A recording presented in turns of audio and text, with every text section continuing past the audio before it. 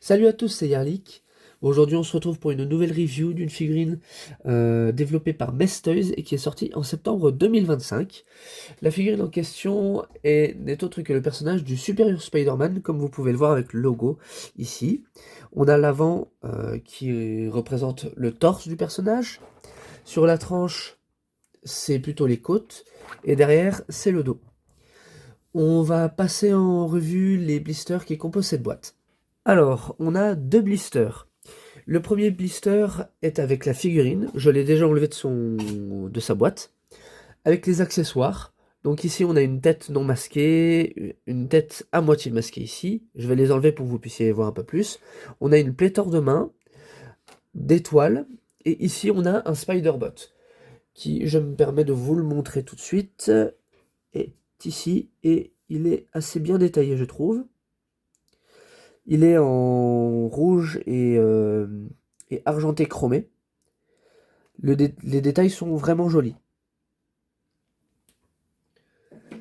On va regarder plus en détail les visages et quelques mains pour que vous puissiez constater de la qualité du travail qui a été fait par Mestoys. Alors, on va commencer par le premier visage, qui est le visage à découvert. Je trouve que le sculpt est plutôt joli. Par contre, ça ne ressemble pas vraiment à Peter Parker, ou du moins l'image qu'on s'en fait. Après, si je ne me trompe pas, dans un des arcs du Superior Spider-Man, donc pas le premier arc, mais un des seconds ou un des troisièmes, le Docteur Octopus a le corps d'un clone de Peter modifié. Donc à mon avis, c'est plutôt cette version qu'on va retrouver avec ce visage-là. Après, en toute honnêteté, je n'ai pas lu cette seconde run, donc je ne saurais pas dire si ça ressemble vraiment à ça. Mais en tout cas, le sculpt est plutôt joli. À savoir que la caméra, pour une raison que j'ignore, me donne un coloris un peu jaune orangé, ce qui n'est pas le cas, devant mes yeux. Ça va avoir plutôt la couleur de ma peau en fait. Donc c'est plutôt bien fait. Et on peut voir que c'est monté sur un cou slash nuque en plus, et que ici c'est tout sculpté. On va maintenant passer en revue la seconde tête, qui est la tête avec les lèvres et le nez découvert. On peut voir que le visage est le même que pour l'autre, et que il y a un effet de réflexion de la lumière sur les lentilles. Et maintenant, on va passer à quelques mains. Maintenant, on va regarder un petit peu les mains. Donc voici, je ne vais pas toutes les passer en revue, hein, je vais juste en passer en revue une ou deux. La particularité du Superior Spider-Man, c'est que justement, il a ses ongles qui ressortent comme ça. Donc là, avec les mains qu'on a, je peux confirmer qu'on a bien cette différence qu'on pourrait avoir avec les autres Spider-Man. Donc c'est assez fidèle. Et je trouve que la colorisation est vraiment pas mal. Voyons voir avec une seconde main. Pareil, on a le même résultat. Donc c'est franchement pas mal.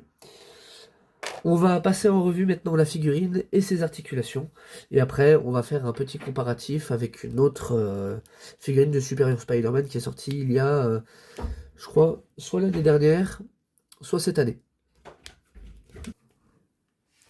Voici donc la figurine du Superior Spider-Man. Euh, les articulations sont identiques à Kane Parker, à la différence que on a à l'arrière cette partie-ci où on va pouvoir mettre les fameuses tentacules. Donc ce que je vais surtout passer en revue, ça va être l'articulation des tentacules, et on va surtout regarder le sculpting pour le personnage, pour voir si c'est un petit peu la même chose que Hasbro, où ils ont été feignants ou pas. Donc pour ce qui est des articulations, on a exactement les mêmes amplitudes de mouvement, hein, au niveau des bras. Au niveau de la tête, c'est toujours la même chose.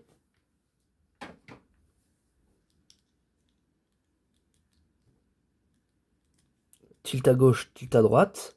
On a vraiment une bonne amplitude de mouvement. La petite amélioration que je constate peut-être, c'est que justement au niveau du cou, on peut exagérer comme ça, mais nous n'avons pas besoin. Regardez pourquoi. Juste comme ça va. Alors au niveau du sculpting,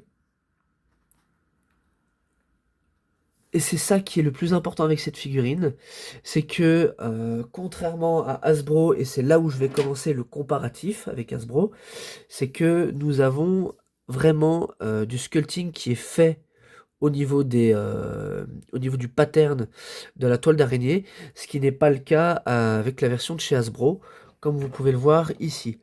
D'ailleurs, en termes de taille, vous pouvez voir que la Hasbro est peut-être un poil plus grande, mais c'est pas franchement choquant. Après, il y a un parti pris chez les deux. Chez Hasbro, on a pris le parti de mettre directement dans les lentilles une sorte de réflexion des buildings, ce qui est plutôt pas mal. Alors que ici, on prend le parti que la lumière se réfléchit dans les lentilles noires.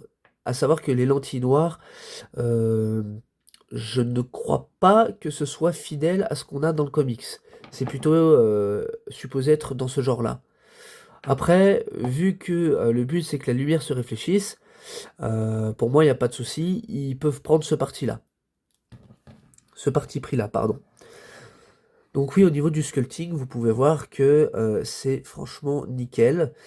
Euh, Vu que ce Spider-Man-là n'a pas un pattern de toile vraiment symétrique, on peut retrouver ce désordre-là qui est bien fidèle à ce qu'on a du personnage. Nous avons cette partie-là, qui est là où vont se mettre les tentacules, qui diffère encore une fois de ce qu'on a de la part de chez Hasbro. J'aurais plutôt tendance à dire que c'est ici que c'est plus fidèle. Et d'ailleurs, on va continuer le comparatif, encore une fois. L'une des raisons pour laquelle Hasbro n'ont pas fait de Reverse Butterfly Joint, enfin non, pardon. Donc, là, on a un Nap Crunch classique. Et ça ici. Hasbro nous disait que c'était pas possible d'avoir une articulation au torse en termes de rotation. Qu'on pouvait pas avoir ce type de rotation là. Force est de constater qu'ils nous ont menti et que ce sont juste des gros feignants. Parce que ce qu'ils n'ont pas réussi à faire, Mestoys a réussi à le faire. On a effectivement une articulation ici et qui n'est absolument pas gênée par cette pièce-là. Alors que ici, vous voyez, on a juste cette articulation-là et c'est juste immonde. Ça, ce sont des vieilles articulations qui sont complètement désuètes. Je comprends pas ce qu'ils ont fait. Pour revenir à celui-ci,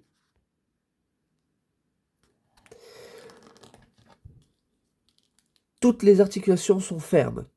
Aucune exception. On n'a pas... je pense qu'ils ont amélioré un petit peu la qualité de leur plastique parce que si on avait un peu ce plastique qui grinçait sur la figurine de Scarlet Spider, Kane Parker, on n'a pas ça avec cette figurine-là. Quand ça grince, c'est un grincement qui est plutôt classique pour du plastique. Donc rien de bien choquant. Vous voyez, au niveau des articulations, on a vraiment la même chose. Donc je pense que vous allez pouvoir vous amuser avec si vous vouliez ce personnage-là. Il n'y a vraiment aucun problème. Alors il y a peut-être... Ouais, c'était ce que je voulais regarder. Je constate que la pièce ici, par contre, est rigide. Donc il va falloir jouer avec... il va falloir jouer un petit peu d'ingéniosité avec la jambe pour pouvoir justement la mettre comme ça ou un petit peu au-dessus. Et c'est à ça que sert cette jointure-là. Après, Revoltech, enfin, là c'est Mestoys, mais ils réutilisent encore de chez Revoltech. Revoltech, c'est souvent des articulations avec lesquelles il faut jouer. Donc, encore une fois, rien de bien choquant, vous voyez. Je tourne ça comme ça, pas de souci. Je vais encore plus haut. Et il n'y a pas de gap réellement notable. Maintenant qu'on a passé en revue les articulations principales du personnage, celles qui nous intéressent généralement, on va regarder du côté des tentacules. Donc voici une des tentacules. On a des articulations ici qui permettent de bouger et donc à la tentacule de prendre des angles assez improbables qu'on ne pourrait pas prendre avec la version de chez Hasbro.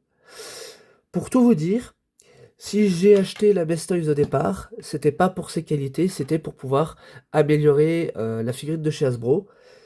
Et honnêtement, bah en fait, je ne vais pas me prendre la peine de faire ça, je vais juste mettre ce personnage-là sur mon étagère. Pour moi, c'est la version ultime, comme pour Kane Parker.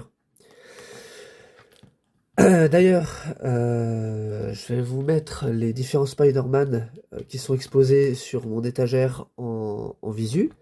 Mais avant ça, il est quand même important de savoir la taille de cette figurine, que j'aurais dû faire dès le départ.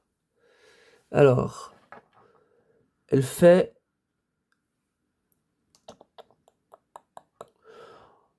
je dirais entre 15,5 et 16 cm.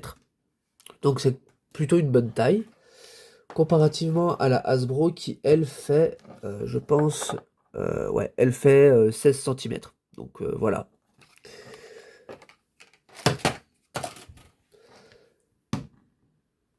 Rien à dire. Très bonne figurine. Tout est rigide, tout est nickel. Je vais faire un petit posing avec, en mettant en scène ces tentacules-là. Je vais le mettre dans mon display pour vous montrer un petit peu. Et on va passer à la conclusion. Pour conclure, on va se quitter sur ce magnifique diorama de chez NECA avec 4 différents Spider-Man. Donc on a le Mafex Ben Reilly, Scarlet Spider. On a Kane Parker, Scarlet Spider de la marque Mestoys. On a évidemment le Superior Spider-Man dont on vient de faire la review. Et on a la version Secret Wars du Symbiote Spider-Man avec une tête d'un autre Symbiote Spider-Man que j'ai mis, je ne sais pas pourquoi. Ça c'est de chez Hasbro, hein. Donc on peut quand même voir un petit peu la différence de qualité de sculpt. Mais je trouve que les figurines de Mestoys se marient très bien avec le reste. Le mot de la fin, c'est que cette figurine pour moi est excellente. Le plastique n'est certes pas de la qualité d'une Amazing Yamaguchi, mais il faut le rappeler, le prix ici c'est une quarantaine d'euros, contre généralement 100 euros minimum pour une Amazing Yamaguchi. Donc voilà. Surtout que quand je vois les libertés artistiques que Amazing Yamaguchi prend, par exemple pour leur symbiote Spider-Man, je suis pas du tout attiré. Je vais prendre, je pense, la Mestoys aussi, et pour en refaire une review. Je vous mettrai d'ailleurs en description le lien pour pouvoir obtenir cette figurine-là. Par contre, je préfère vous prévenir. Le constructeur fait par batch, donc par vague.